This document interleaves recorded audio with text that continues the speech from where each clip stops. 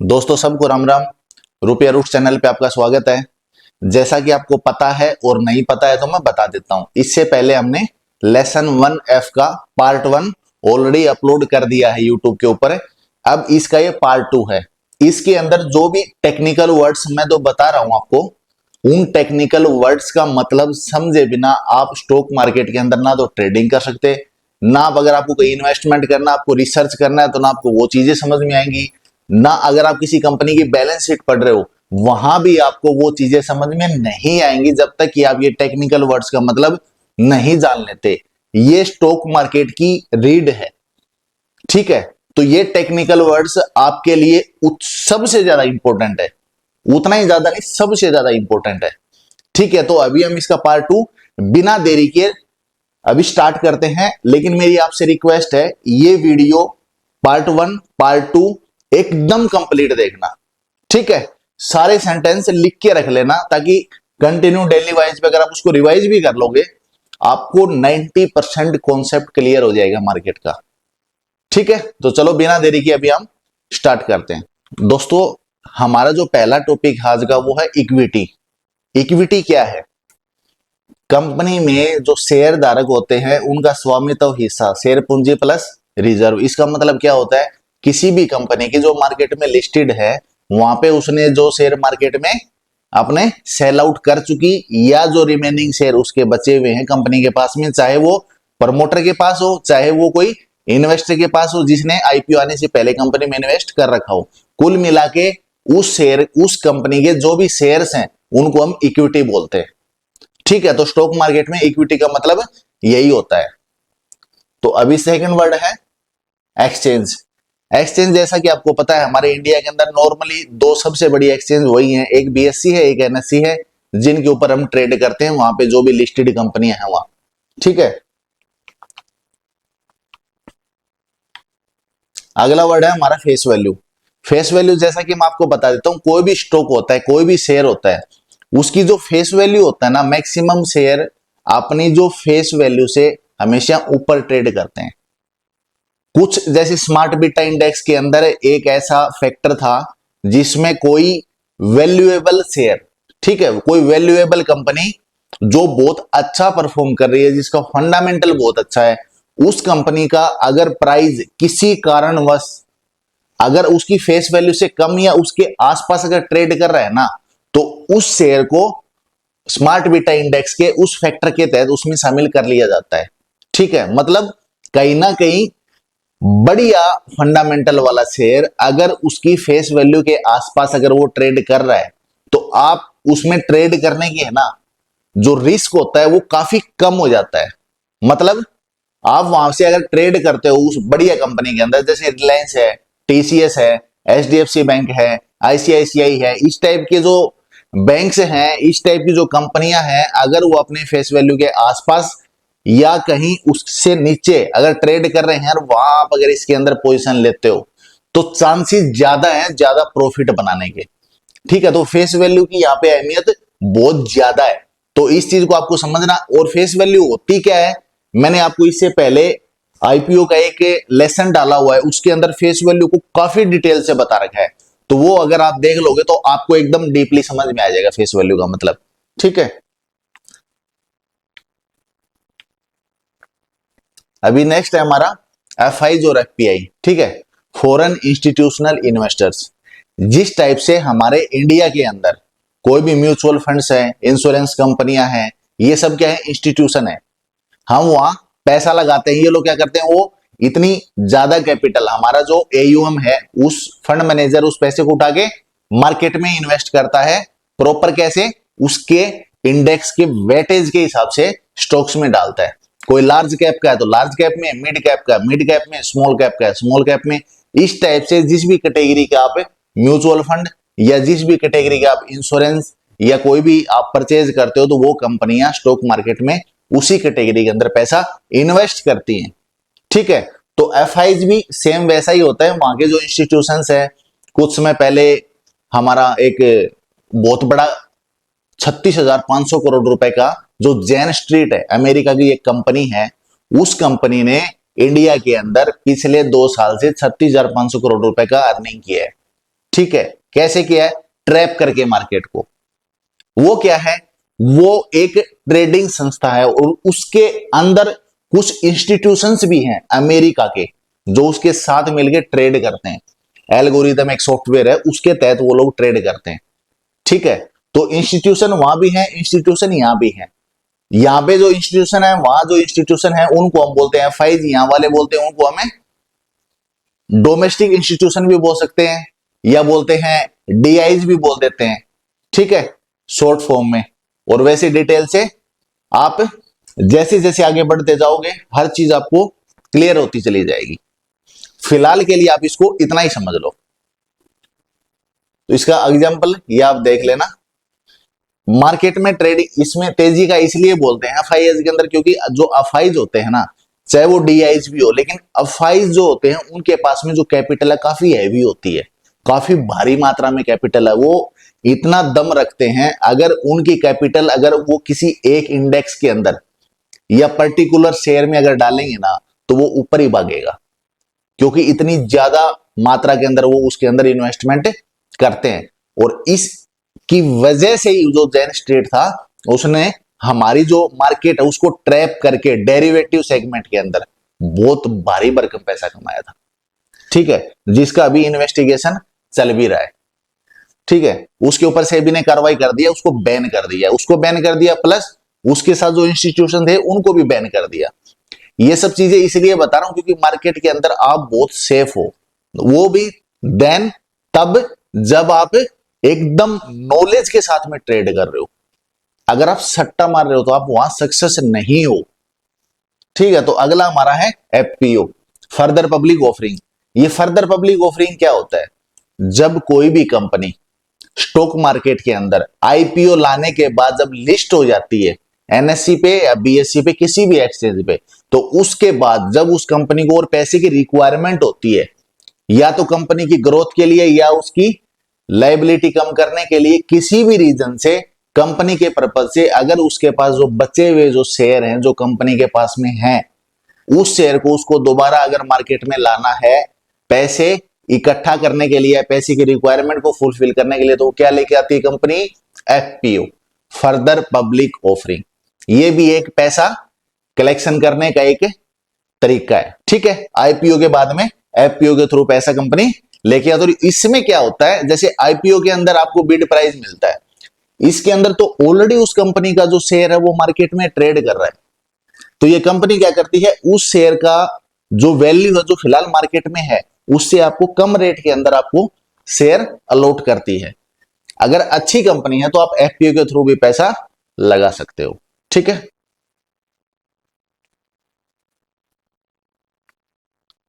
अब नेक्स्ट हमारा वर्ड है फंडामेंटल एनालिसिस। जैसा कि मैं आपको अभी क्लियर कर देता हूं, अगर आपको शॉर्ट टर्म इन्वेस्टमेंट करना है तो एक छोटा सा ग्राफ बता रहा हूं, डीपली तो आगे इनके चैप्टर आएंगे। तो आपको टेक्निकल एनालिसिस करना है किसी भी स्टॉक का। अगर आपको किसी भी स्टॉक के अंदर लॉन्ग टर्म इन्वेस्टमेंट करना है, ठीक है, लंबा जाना है आपको, तो क्या देखना है? उस कंपनी का फंडामेंटल, क्योंकि उसकी आपको बैलेंस शीट मिलेगी, उसके अंदर उसके प्रॉफिट मिलेंगे, रेवेन्यू मिलेंगे, उसका बिजनेस मिलेगा, उसके पार्टनरशिप का आपको पता लगेगा, क्या आगे का उसका प्लान है, क्या उसके अंदर नुकसान हो सकते हैं, मतलब रिस्क क्या क्या है उस स्टॉक के अंदर आपको इन्वेस्टमेंट करने के। ये सारी चीजें आपको फंडामेंटल के थ्रू बहुत डीपली समझना बहुत ज्यादा जरूरी है, अगर आपको लॉन्ग टर्म में इन्वेस्टमेंट करना है तो किसी भी शेयर के अंदर। ठीक है, फिलहाल आप फंडामेंटल का इतना ही समझ लो, तो बाकी इसके चैप्टर आएंगे, सिर्फ टेक्निकल वर्ड्स को समझना है, ताकि ये सब चीजें बाद में जब यूज हो तो आपको पता हो फंडामेंटल। हाँ, फंडामेंटल का मतलब ये होता है। ठीक है, तो अगला है फ्यूचर। फ्यूचर का क्या होता है? जैसे डेरिवेटिव सेगमेंट है, उसके अंदर क्या होता है? फ्यूचर एंड ऑप्शन के अंदर ट्रेड होता है। आप फिलहाल इतना ही समझ लो, फ्यूचर और ऑप्शन डेरिवेटिव सेगमेंट का एक पार्ट है। इसमें हम हेजिंग भी करते हैं। उस हेजिंग का मतलब फ्यूचर ऑप्शन का आगे चैप्टर है, जिसमें हम काफी डीपली चीजों को समझेंगे, आपका माइंड ओपन हो जाएगा, वो चीजें आप सीखोगे। ठीक है, तो फिलहाल फ्यूचर का जो मतलब है, आप इतना ही समझ लो कि ये डेरिवेटिव सेगमेंट का एक पार्ट है, एक फ्यूचर है, एक ऑप्शन होता है। ठीक है,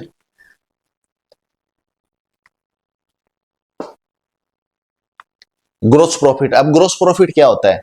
कोई भी कंपनी का आप जब बैलेंस शीट पढ़ते हो तो उसमें जो ग्रोस प्रॉफिट आएगा उसका मतलब आपको क्या निकालना है?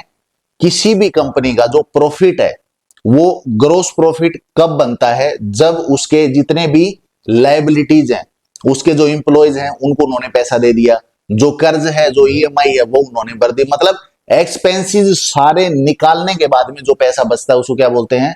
Gross profit. किसी भी कंपनी का ग्रोस प्रॉफिट का मतलब यही होता है, एकदम सिंपल लैंग्वेज के अंदर।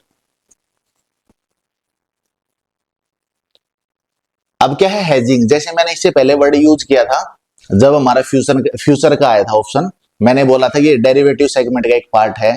तो डेरिवेटिव सेगमेंट के अंदर जो जैन स्ट्रीट की कहानी इसलिए रिपीट करता हूं क्योंकि उन चीजों से आपको कॉन्सेप्ट क्लियर होते हैं कि उन चीजों का फायदा कैसे उठाया जाता है। तो हेजिंग का मतलब ये होता है जब आप किसी शेयर के अंदर ट्रेड कर रहे होते हो, आपने इन्वेस्टमेंट कर रही होती है, आपने उसमें बाइंग कर दी, आपको लग रहा है कि उस शेयर का प्राइस भविष्य में बढ़ेगा, लेकिन कहीं ना कहीं आपको यह भी लग रहा है कि उसका प्राइस गिर भी सकता है। ठीक है, तो आप एज ए हेजिंग उसके अंदर डेरिवेटिव सेगमेंट में फ्यूचर में बाइंग या सेलिंग करते हो। फिलहाल इतना ही समझना है इसको, मतलब आपके रिस्क को, जोखिम को कम करने के लिए हेजिंग की जाती है डेरिवेटिव सेगमेंट के अंदर। ठीक है, अब नेक्स्ट है इंडेक्स। जैसा कि आपको पता है हमारा जो एनएससी और बीएससी एक्सचेंज है उनके ऊपर इंडेक्स काफी ज्यादा है। मेन जो इंडेक्स है वो दो ही है, एक निफ्टी है एनएससी के ऊपर और बीएससी पे सेंसेक्स। निफ्टी में 50 कंपनियां हैं इंडिया की टॉप, और सेंसेक्स के अंदर 30 कंपनियां हैं वो भी इंडिया की टॉप। ठीक है, तो फिलहाल इंडेक्स का मतलब इतना ही समझ लो, इतना काफी है। अगला है इन्फ्लेशन। इन्फ्लेशन आपको पता है, बहुत अच्छे से पता है।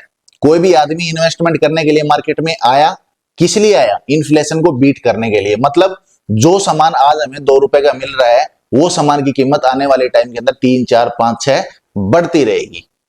ठीक है, तो उसी के हिसाब से आरबीआई भी जो रेपो रेट है वो निर्धारित करता है। अब अगर इन्फ्लेशन बढ़ेगा तो ब्याज दर भी बढ़ने वाली है। ठीक है, तो ये सब चीजें एक दूसरे से जुड़ी हुई होती हैं, इसलिए हर एक वर्ड को आपको जानना जरूरी है क्योंकि सबका आपस में कोई ना कोई रिलेशन होता है।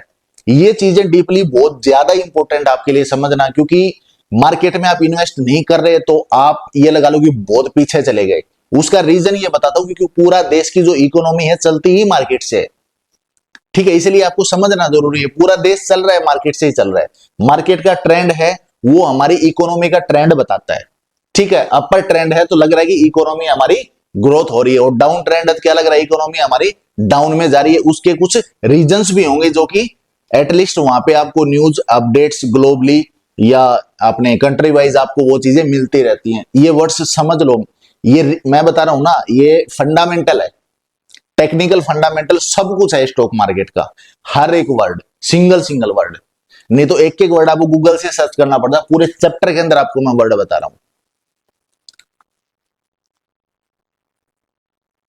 इससे अगला है आईपीओ। जब कोई भी कंपनी अपना बिजनेस करती है, बिजनेस करने के दौरान काफी पार्ट 1 पार्ट 2 काफी पार्ट के अंदर वो पैसा इन्वेस्ट करती है, पैसा लेती भी है, अपना प्राइवेट इक्विटी से भी लेती है।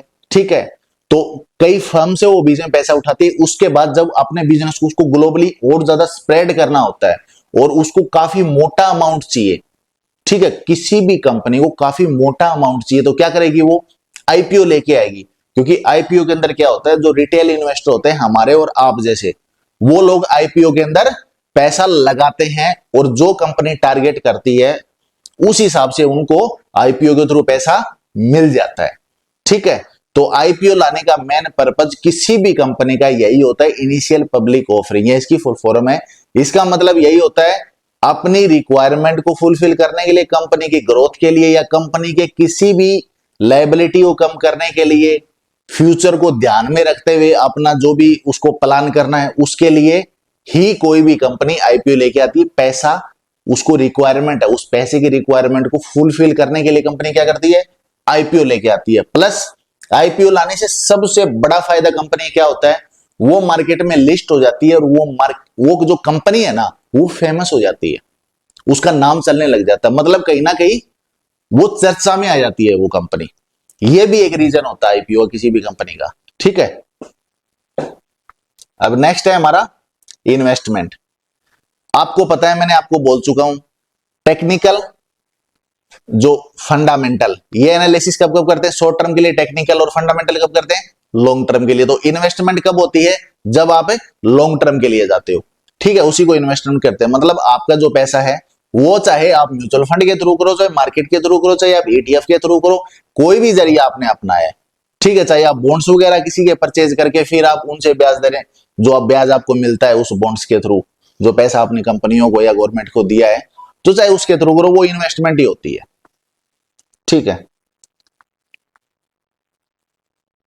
अगला है जंक बॉन्ड। जंक बॉन्ड क्या होता है, ये जंक बॉन्ड कभी नहीं परचेज करना, मेरा पर्सनली ये मानना है। बाकी आपकी जो रिस्क लेने की जो कैपेबिलिटी है ना, उस पर डिपेंड करता है। ठीक है, हर आदमी का माइंडसेट अलग होता है, आप अपने माइंडसेट से चलना है। ये जंक बॉन्ड होता है कि जो हाई रिटर्न, ठीक है, और रिस्क भी हाई वाले बॉन्ड, जिनकी क्रेडिट रेटिंग बहुत खराब होती है। अगर आप बैंक से लोन लेते हो और आप ईएमआई टाइम पे नहीं चुकाते, तो क्या होता है, आपकी सिविल खराब हो जाएगा। सेम चीज कंपनियों के साथ है, वो लोन लेती हैं और टाइम पे किस्तें नहीं चुका पाती, तो उससे क्या होता है, उनकी क्रेडिट रेटिंग खराब हो जाती है। वो कंपनियां फिर क्या करती हैं, बैंक्स उनको लोन देते नहीं है, फिर वो बॉन्ड्स इशू करती हैं। ठीक है, उस बॉन्ड्स के ऊपर हाई रिटर्न देने का बोलती है। जब वो बैंक का 5, 10, 12, 13, 15% नहीं लौटा पाए, तो आपको क्या, वो आपके जो बॉन्ड के थ्रू उनको जो पैसा मिलेगा, तो आपको क्या लग रहा है, 20-22% का जो कमिटमेंट करेंगे आपको, वो दे देंगी, नहीं दे पाएंगी ना। इसीलिए मैं बोल रहा हूं कि जंक बॉन्ड इस टाइप की चीजें आपको ऑफर करते हैं, उनके ऑफर में आपको फंसना नहीं है। अगर आपको जाना है तो प्रॉपर एनालिसिस के साथ, ठीक है, पूरा रिसर्च के साथ, ऐसे एंट्री नहीं मारना, कोशिश करना कि एंट्री मारना ही नहीं है। ठीक है, तो अगला है हमारा लार्ज कैप। लार्ज कैप, जैसा कि मैं इससे पहले एक चैप्टर में आपको मैंने लार्ज कैप को थोड़ा डीपली बताया था।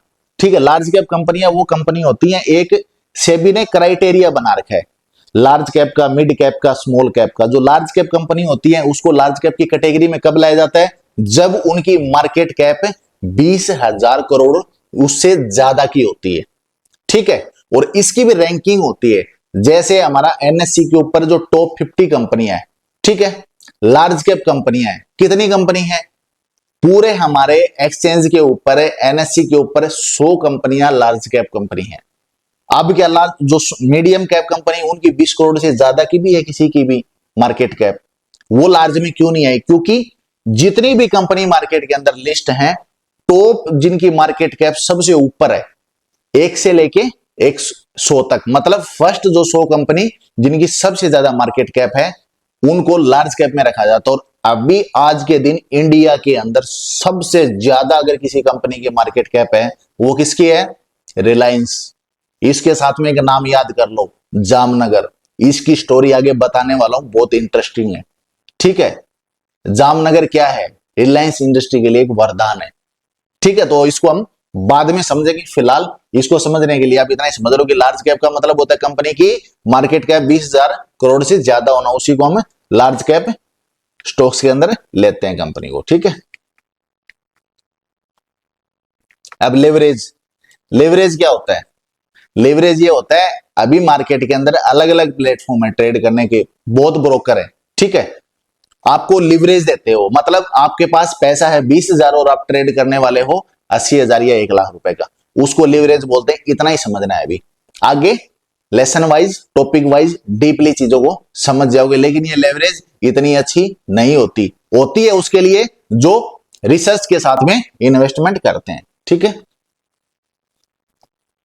ये हम मार्जिन की बात कर रहे हैं, आप इसमें कंफ्यूज नहीं होना, आप लेवरेज को इतना ही समझना, आपके द्वारा जो पैसा दिया जाता है ब्रोकर को, ठीक है, उसको बोलते हैं मार्जिन। और ब्रोकर के द्वारा आपको जो पैसा उसने जो दिया है, वो उस मार्जिन के ऊपर वो लेवरेज देता है आपको। ठीक है, मार्जिन आपसे लेता है वो एज ए सिक्योरिटी, और लेवरेज आपको देता है वो ज्यादा ट्रेड लेने के लिए। ठीक है, आपको मार्केट के अंदर और ज्यादा हैवी बाइंग या सेलिंग करने के लिए आपको उकसाता है वो एक तरह से। लेवरेज का मतलब स्टॉक मार्केट के अंदर ये होता है। ठीक है, अगला होता है लिमिट ऑर्डर। आप मार्केट के अंदर बाइंग या सेलिंग कर रहे हो किसी भी स्टॉक के अंदर, तो आपने पर्टिकुलर कोई स्टॉक 20 रुपए पे चल रहा है, आपको लगा कि मैं 18 पे बाई करूंगा, तो आप क्या करते हो, वहां पे ब्रोकर का जो ट्रेडिंग प्लेटफॉर्म है वहां पे जाइए, जैसे जीरोधा है, अपस्टॉक्स है, वहां जाइए, क्या करते हो, वहां पे लिमिट लगा देते हो 18 रुपए का, 50 शेयर 18 रुपए। जब तक वो शेयर का प्राइस 18 रुपए नहीं आएगा, आपका जो ऑर्डर है वो एग्जीक्यूट नहीं होगा। ठीक है, तो लिमिट लगाने का मतलब ये होता है कि आप अगर कहीं राइट लेफ्ट कुछ काम में बिजी भी हो गए और उस शेयर का प्राइस 18 रुपए आ गया या उससे कम आ गया, तो आपका ऑर्डर एग्जीक्यूट हो जाएगा। आपने बाइंग लगाया तो बाई हो जाएगा, सेलिंग लगाया तो सेल हो जाएगा। अब नेक्स्ट हमारा लिक्विडिटी। लिक्विडिटी है बहुत इंपॉर्टेंट है। जितनी भी मजबूत फंडामेंटल स्टेबल ग्लोबली जिनका बिजनेस स्प्रेड हो चुका है, उन कंपनियों के अंदर लिक्विडिटी आपको काफी अच्छी मिलती है। ठीक है, उसका मतलब ये होता है, लिक्विडिटी वर्ड का मतलब ये होता है आपके पास में उस कंपनी का शेयर है, किसी भी टाइम आप सेल आउट कर दो, क्योंकि वहां बाइंग करने वाले लोग आपको मिलेंगे। किसी भी कंपनी का आपने सेल कर रखा है, सेम टाइम आप बाइंग कर सकते हो, क्योंकि वहां बेचने वाले लोग बैठे हुए। मतलब आपके पास किसी भी कंपनी का कोई भी शेयर है, तो आप उस कंपनी का वो शेयर किसी भी टाइम बेच लो, किसी भी टाइम खरीद लो, उसी को लिक्विडिटी बोलते हैं। कुछ स्मॉल कैप शेयर ऐसे होते हैं जिनमें आपको बायर्स ही बायर्स मिलेंगे, सेलर मिलेंगे नहीं, मतलब लिक्विडिटी नहीं है। कुछ में मिनिमम होती है। किसी कंपनी का शेयर है, मैं आपको एक चीज बताता हूं फॉर एग्जांपल डीपली समझने के लिए।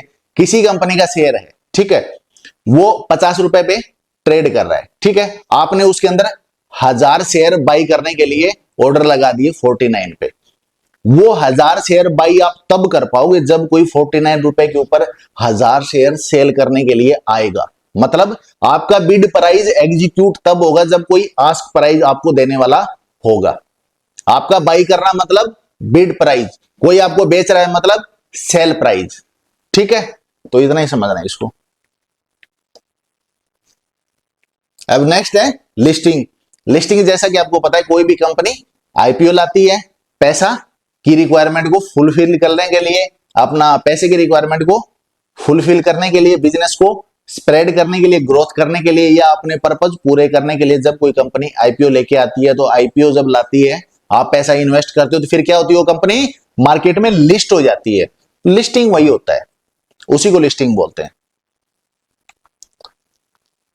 लॉस बहुत अच्छे से पता है, जो पैसा आपने लगा दिया, अगर उससे कम पैसा आप मार्केट से प्रॉफिट बुकिंग या लॉस बुकिंग करके लेके आ गए, ज्यादा पैसा कमा लिया तो प्रॉफिट बुकिंग, और कम पैसा कमा लिया लॉस बुकिंग, जिसके अंदर ब्रोकरेज और अदर कुछ चार्जेस होते हैं जो कटने के बाद में आपको मिलते हैं। इसलिए जब आप पैसा इन्वेस्ट करने के बाद में लॉस में आप अगर वहां से अपने पोजीशन स्क्वेयर ऑफ करते हो, ठीक है, तो आपका लॉस जितना आपने लॉस में बेचा है उतना ही लॉस नहीं, उससे ज्यादा लॉस होके आता है, क्योंकि आपको ब्रोकर को भी ब्रोकरेज देनी होती है और अदर जो चार्जेस होते हैं वो भी काफी ज्यादा होते हैं। ठीक है, वो चार्ज भी आपको देने होते हैं। इसलिए लॉस बुकिंग, लॉस दिमाग के अंदर रख के हमेशा ट्रेड करना है। ठीक है, माइंड में जिस हिसाब से प्रॉफिट बुकिंग का आपको दिमाग में बैठा के रखते हो, मैं ये आपको पर्सनली बोलता हूं, जब भी ट्रेड करो लॉस को मार्केट में ट्रेड करने से पहले माइंड में सेट करके रखना। ठीक है, बहुत अच्छे से बताऊंगा आगे, जब ट्रेड लेंगे भी और अच्छे से भी लेंगे, स्ट्रेटेजी वाइज लेंगे। अब लोट साइज क्या होता है, मतलब डेरिवेटिव सेगमेंट के अंदर फ्यूचर और ऑप्शन में जब भी आपको ट्रेड करना होता है, उस लोट साइज के अंदर आप फ्यूचर और ऑप्शन के अंदर ट्रेड करते हो डेरिवेटिव सेगमेंट में। ठीक है, मतलब कोई भी डेरिवेटिव सेगमेंट में आपको ट्रेड करने के लिए 20-50 का जो भी उसका लोट फिक्स कर रखा है, उसके हिसाब से आपको इन्वेस्टमेंट करना होता है। एक लोट आपने लिया तो कितने का मिला आपको, 50 शेयर मिल गया आपको। ठीक है, अब नेक्स्ट है लोअर सर्किट। जैसा कि आपको मैंने बताया इससे पहले भी, कोई भी कंपनी के अंदर किसी बैड न्यूज की वजह से, कंपनी के बैड न्यूज, बाजार में कोई भी ऐसी परिस्थिति पैसा पैदा होगी, तो उस कंपनी का जो शेयर है क्या करेगा, एकदम डाउनवर्ड मारेगा उसकी बैड न्यूज की वजह से। तो लोअर सर्किट लगता है और ये सर्किट भी एक्टिवेट होता है। इससे जस्ट पहले मैंने पार्ट 1 बनाया, उसके अंदर मैंने लोअर सर्किट और अपर सर्किट का एक वर्ड यूज किया था। अभी मैं नहीं बताऊंगा, ये आपके लिए सीखने का एक तरीका है। आप उस लेसन पे जाके वो चीज सीख लो, उसके साथ आपको काफी डीपली चीज आपको पता लग जाएगी। एक्चुअल में ये जो सर्किट होता है ना, ये लगता क्यों है, ये लोअर सर्किट अपर सर्किट लगाने वाला है कौन, किस वजह से ये लगता है, वो मैंने रीजन उसमें दे रखा है। ठीक है, अभी लोअर सर्किट ये मान लो ये लोअर सर्किट किसी भी शेयर कंपनी का वो प्राइस होता है जहां से उस दिन वो शेयर उससे नीचे नहीं जाएगा, वहां पे ट्रेड होना बंद हो जाता है। ठीक है, मतलब अगर सेलिंग करने वाले लोग हैं तो लोअर सर्किट लगता है ब्रीफ में समझने के लिए, और बाइंग करने वाले लोग बहुत ज्यादा हो गए और सेलर उसमें है ही नहीं, तो क्या लगता है अपर सर्किट। इसका वाइस वर्सा उल्टा लोअर सर्किट। ठीक है, अगला क्या है मार्जिन, ये भी आपको समझना जरूरी है। ट्रेडिंग के लिए आपको न्यूनतम धनराशि, खासकर डेरिवेटिव फ्यूचर ऑप्शन के अंदर, मैंने आपको बोल दिया था ऑप्शन डेरिवेटिव सेगमेंट के अंदर आपको ट्रेडिंग ही तब करना है जब आप किसी पर्टिकुलर शेयर को समझने लग जाओ, उसमें ट्रेड करने लग जाओ। समझ आ गया आपको, उसमें ट्रेडिंग आपको करना ही तब है। इसलिए आपको बोलता हूं सिर्फ आपको मार्जिन देना। मार्जिन मतलब जो पैसा आपके द्वारा दिया गया है उस फ्यूचर, ये कॉन्ट्रैक्ट होते हैं, फ्यूचर ऑप्शन का जो कॉन्ट्रैक्ट है उसको परचेज करने के लिए, सेल करने के लिए जो मार्जिन दिया आपने किसको, ब्रोकर को, उसको क्या बोलते हैं, आपके द्वारा जो दिया हुआ पैसा है उसको क्या बोलते हैं, मार्जिन। अगला हमारा है मार्केट कैपिटलाइजेशन। मार्केट कैपिटलाइजेशन क्या होता है, कोई भी इंडेक्स के अंदर किसी भी कंपनी का मार्केट कैप का बहुत ज्यादा इंपॉर्टेंस होता है, क्योंकि उस मार्केट कैप के हिसाब से ही उस कंपनी को उस इंडेक्स के अंदर रैंकिंग मिलती है, एक जगह मिलती है।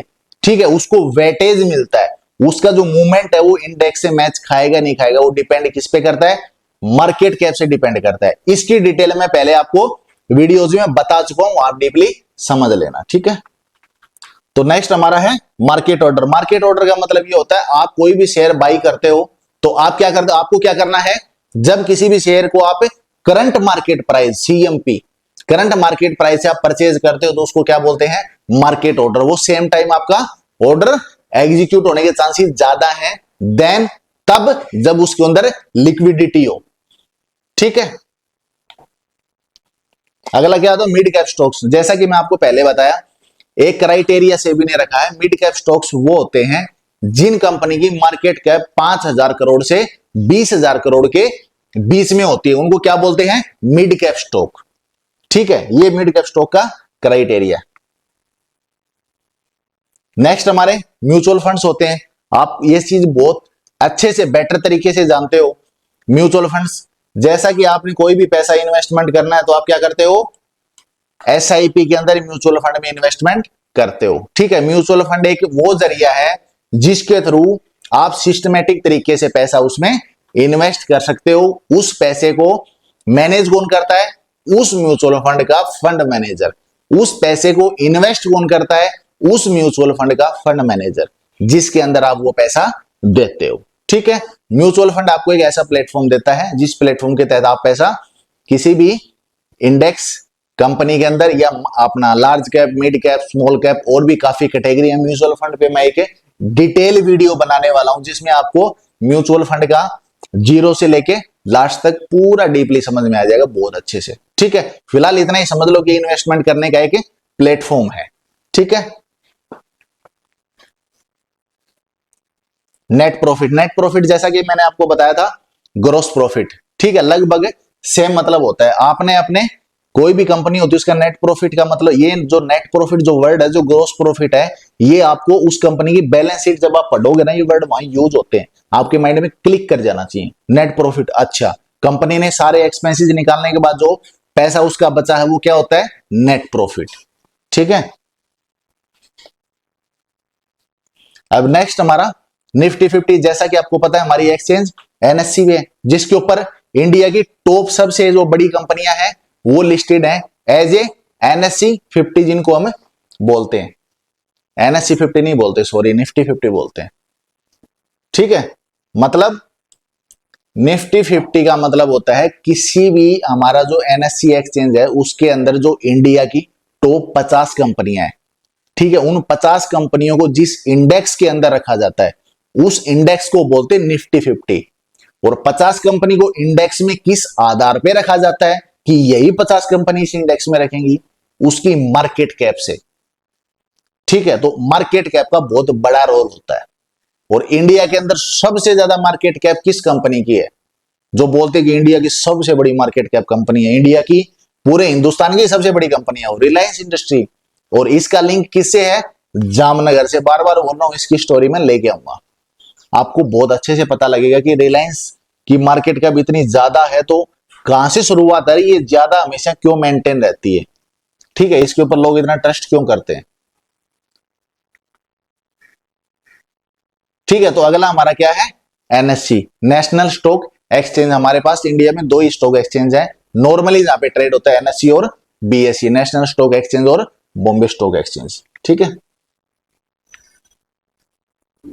ऑफर फॉर सेल, ठीक है, ओएफएस का मतलब ये आप देख सकते हो, जैसे मौजूदा शेयर धारक या प्रमोटर या निवेशक कंपनी के नए शेयर जारी किए बिना अपनी हिस्सेदारी बेचते हैं। मतलब ये होता है, ये सेबी ने क्राइटेरिया बना रखा है, जब कोई भी कंपनी का आईपीओ आता है तो आईपीओ आने के बाद में उसकी कुछ इक्विटी, मतलब मार्केट में जो शेयर लिस्ट कंपनी ने लोगों को बेच दिए, उसके अलावा उस कंपनी के जो शेयर्स हैं कुछ परसेंट इक्विटी प्रमोटर के पास भी होती है, बीच में जो प्राइवेट इक्विटी थे उनके पास में भी होती है, और जहां जहां इक्विटी को उनसे पैसा कलेक्ट किया है, इक्विटी के बदले जिस जिस फर्म से उस कंपनी ने इक्विटी अपनी शेयर होल्डिंग देने के बदले जो पैसा लिया है ना, वो इक्विटी आईपीओ मार्केट में आने के बाद, कंपनी मार्केट में लिस्ट होने के बाद 6 या 1 महीने का क्राइटेरिया होता है, उसके बाद में ये लोग किसके थ्रू अपना जो इक्विटी है उसको कैश में कन्वर्ट करते हैं मार्केट में, किसके थ्रू करते हैं, ऑफर फॉर सेल, ओएफएस वो लोग लॉन्च करते हैं। ठीक है, क्योंकि उन्होंने बहुत ही कम प्राइस के ऊपर, जब कंपनी मार्केट में लिस्ट ही नहीं थी उस टाइम पर उन्होंने उस कंपनी की इक्विटी खरीदी थी और उसके बदले में क्या दिया था, उसके प्रमोटर को पैसा दिया था कंपनी को आगे ग्रोथ करने के लिए, बढ़ाने के लिए। ठीक है, कुछ कंपनियों का आईपीओ लाने का टारगेट ये भी होता है, आईपीओ लाने का रीजन ये भी होता है। ठीक है, अपना जो इक्विटी है उसको कैश में कन्वर्ट करना। ठीक है, ये रीजन भी होते हैं, और इसके अंदर सबसे ज्यादा जो प्रेशर होता है उस कंपनी के ऊपर किसका होता है, प्राइवेट इक्विटी फर्म का, क्योंकि उनका सबसे मेन मकसद होता है प्रॉफिट, मोटा प्रॉफिट कमाना। वो कब कमा पाते हैं, जब इक्विटी के बदले पैसा देते हैं, फिर उनको फायदा कब होगा, फायदा तभी तो होगा जब वो कंपनी मार्केट में लिस्ट हो जाएगी आईपीओ के थ्रू, फिर अपनी इक्विटी को वो कैश में कन्वर्ट कर लेंगे, जो कि बहुत बड़ी कैपिटल के रूप में उनको मिलेगी, उनका काम हो गया।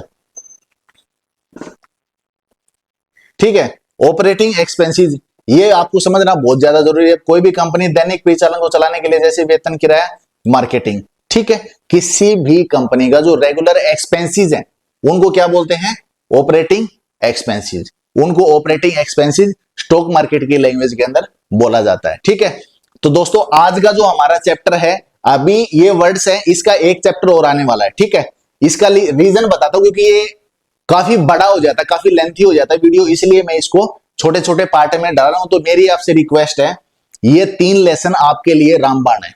ठीक है, अगर आपने ये वर्ड सारे सीख लिए, माइंड में बैठा लिए, तो मार्केट के अंदर आप ये लगा लो 50% आपका काम हो गया समझने के लिए। ठीक है, आप मार्केट के अंदर इन्वेस्टमेंट करने के लिए 50% तैयार हो गए हो, 50% मार्केट में इन्वेस्ट करने के लिए आप तैयार हो गए।